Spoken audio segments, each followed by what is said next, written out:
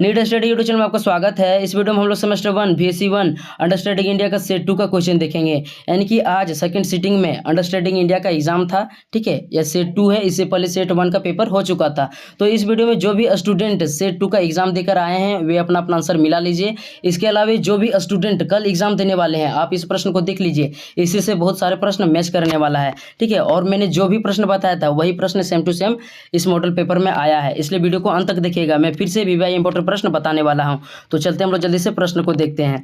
तो पहला प्रश्न आपको पता होगा एक अंक वाला होगा, ठीक है। एक अंक वाला यानी कि इसमें 5 प्रश्न रहेगा और पांचों का आपको उत्तर देना है, कम से कम एक वर्ड या एक सेंटेंस में। एक नंबर का पहला प्रश्न था निम्नलिखित प्रश्नों के उत्तर दें। ए नंबर में प्रश्न पूछा गया था महात्मा बुद्ध के 4 आर्य सत्य क्या है। तो महात्मा बुद्ध ने 4 आर्य सत्य दिया था और 8 अष्टांगिक मार्गों को दिया था, ठीक है। तो 4 आर्य सत्यों के बारे में जान लेते हैं। पहला आर्य सत्य था दुख, दूसरा था दुख समुदाय, तीसरा था दुख निरोध और चौथा था दुख निरोध मार्ग, ठीक है। इसके अलावा उन्होंने 8 अष्टांगिक मार्ग को दिया है, उसको ध्यान में रखिएगा। अगली बार कहीं यह प्रश्न पूछा जाएगा कि महात्मा बुद्ध ने कितने अष्टांगिक मार्ग दिए हैं, तो 8 दिए हैं, इसको ध्यान में रखिएगा, ठीक है। नेक्स्ट देखते हैं हम लोग। बी नंबर वाला प्रश्न था पुस्तक योग सूत्र किसने लिखी है। तो इसका आंसर हो जाएगा पतंजलि। इसके अलावा पूछा जाएगा कि योग दर्शन किसने लिखा है, तो इसका भी आंसर पतंजलि होगा। यानी कि योग सूत्र और योग दर्शन के लेखक कौन है, तो पतंजलि है, इसको ध्यान में रखिएगा, ठीक है। तीसरा प्रश्न है भारत में कितने प्रकार की मिट्टियां पाई जाती है। तो इसका आंसर हो जाएगा 8 प्रकार की मिट्टियां पाई जाती है, ठीक है। 8 हो जाएगा, इसका आंसर क्या हो जाएगा 8। डी नंबर का प्रश्न था किसी एक खरीफ फसल का नाम बताएं। तो खरीफ फसल मतलब होता है जो बरसात में उगाया जाता है, ठीक है। बरसात में जो फसल उपजाया जाता है उसको खरीफ फसल कहते हैं। तो बरसात में कौन कौन सा फसल उपजाया जाता है, पहला धान हो गया, दूसरा मक्का हो गया, इसके अलावा और भी बहुत सारी फसल होते हैं जो बरसात के दिनों में उपजाए जाते हैं, उन्हें खरीफ फसल कहा जाता है। तो आप कुछ भी लिख सकते हैं, जैसे धान लिख सकते हैं, मक्का लिख सकते हैं, ठीक है। अगले एग्जाम में यदि पूछा जाए कि रबी फसल के उदाहरण बताएं, तो आपको लिखना है आलू, ठीक है। इसके अलावा आप लिख सकते हैं आलू लिख सकते हैं, दूसरा लिख सकते हैं चना, ठीक। देखते हैं ई नंबर वाला प्रश्न। ई नंबर में पूछा गया था भारत में सबसे ज़्यादा इस्पात उत्पादन किस राज्य में होता है। तो इसका आंसर हो जाएगा ओडिशा। इस्पात उत्पादन में सबसे प्रथम राज्य में कौन है, ओडिशा है, दूसरा में झारखंड और तीसरा में छत्तीसगढ़ है, इसको ध्यान में रखिएगा, ठीक है।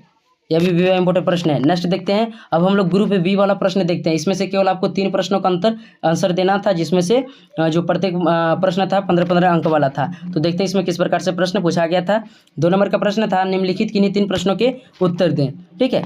2 नंबर में पूछा गया था, यानी कि दूसरा प्रश्न था भारत में वैदिक सभ्यता के धार्मिक सांस्कृतिक आयामों की व्याख्या करें। तो इस वाले प्रश्न को मैंने जाते जाते बताया था, ठीक है। उत्तर वैदिक आर्यों के बारे में बताना था या वैदिक सभ्यता, ऋग्वेद और उत्तर वैदिक दोनों को यदि आप पढ़े होंगे तो इस प्रश्न को आप अच्छी तरह से बना लिए होंगे, ठीक है। तीसरा प्रश्न देखते हैं हम लोग।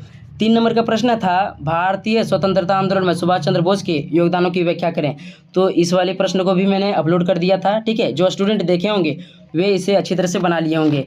नेक्स्ट देखते हैं। चौथा प्रश्न आया था भारत के भौतिक भूगोल की विशेषताओं का वर्णन करें। भारत की भौतिक भूगोल की विशेषताओं का वर्णन करें। तो ये भूगोल से रिलेटेड प्रश्न आया था, ठीक है। नेक्स्ट देखते हैं। 5वां प्रश्न आया था मौलिक अधिकार से आप क्या समझते हैं, भारतीय संविधान में प्रदत्त मौलिक अधिकारों की व्याख्या करें। तो यह VVI है, ठीक है। इसके अलावा आपके एग्जाम में भारतीय संविधान की प्रमुख विशेषताओं के बारे में प्रश्न आ सकता है अगले सेट में, इसको ध्यान में रखिएगा। भारतीय संविधान की प्रमुख विशेषताओं के बारे में आपको पढ़कर जाना है, ठीक है। छठा देखते हैं हम लोग। छठा प्रश्न था विनोबा भावे के जीवन एवं उनके प्रमुख विचारों पर प्रकाश डालें। तो इस प्रश्न को भी मैंने जाते जाते बताया था कि इसको आपको पढ़ लेना है और इसका आंसर भी मैंने वीडियो में मतलब अपलोड कर दिया था चैनल में, ठीक है। तो इसी प्रकार से सेट 2 में प्रश्न आया था। आप इन सभी प्रश्नों को देख लीजिए और इन सभी प्रश्नों को ही तैयार कीजिए, इससे भी मतलब जो रहेगा ना सेम टू सेम बहुत सारे प्रश्न एग्जाम में आपको मिल जाएगा।